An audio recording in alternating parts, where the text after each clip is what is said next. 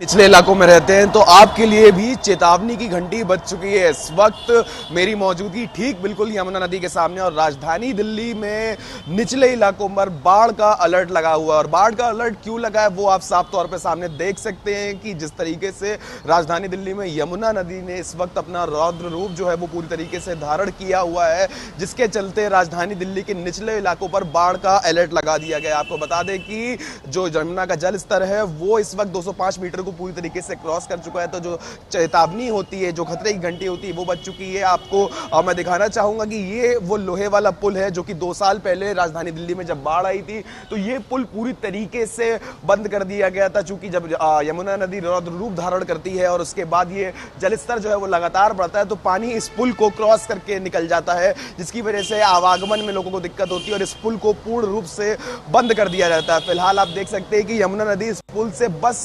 कुछ ही मीटर नीचे है और जिस तरीके से लगातार ये जलस्तर यमुना नदी का बढ़ा है तो ये कहना गलत नहीं होगा कि हो सकता है कि ये जलस्तर इस पुल को भी क्रॉस कर जाए, चूंकि हरियाणा के हथनीकुंड बैराज से जिस तरीके से लगातार पानी छोड़ा जा रहा है। कल की अगर हम बात करें तो 1 लाख क्यूसेक से ज्यादा पानी जो छोड़ा गया है, 18 के 18 गेट पूरे हथनीकुंड बैराज के सब एक साथ खोल दिए गए थे, चूंकि जो पानी है वो वहां पर भी ज्यादा हो रहा है और वहां पर किसी तरीके का कोई नुकसान ना हो उसके चलते पानी खोला गया। और उसके बाद राजधानी दिल्ली में यमुना नदी में कहीं ना कहीं उफान देखने को साफ तौर पे मिल रहा है। बहाव देख के ही आप अंदाजा लगा सकते हैं कि ये जो बहाव है यमुना नदी का वो कितनी ज्यादा तेज हो चुका है। जो चीजें हैं, जो पेड़ पौधे हैं, मिट्टी है, वो सब कुछ पानी के साथ बहती हुई चली आ रही है। और आप सिर्फ देख के ही अंदाजा लगा सकते हैं कि इस वक्त यमुना नदी कहीं ना कहीं अपने पूरी तरीके से रौद्र रूप धारण करते हुए नजर आ रही है। राजधानी दिल्ली के जितने भी निचले इलाके हैं, जिसमें प्रमुखता पर यमुना बाजार, मजनू का टीला या जितने भी अन्य इलाके हैं जो कि निचले स्तर पर बने हुए हैं, उन पर इस वक्त बाढ़ का अलर्ट लगा दिया गया है। लगातार जो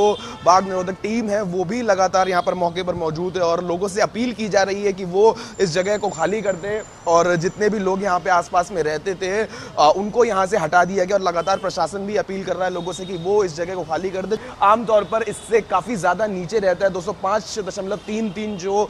मीटर है वो खतरे का निशान है। अगर पानी उसको क्रॉस कर जाता है तो मतलब कि खतरे की घंटी बज जाती है और राहत बचाव कार्य की जो टीमें होती हैं उनको मौके पर तैनात कर दिया जाता है ताकि किसी भी तरीके की कोई भी दिक्कत यहाँ पर आम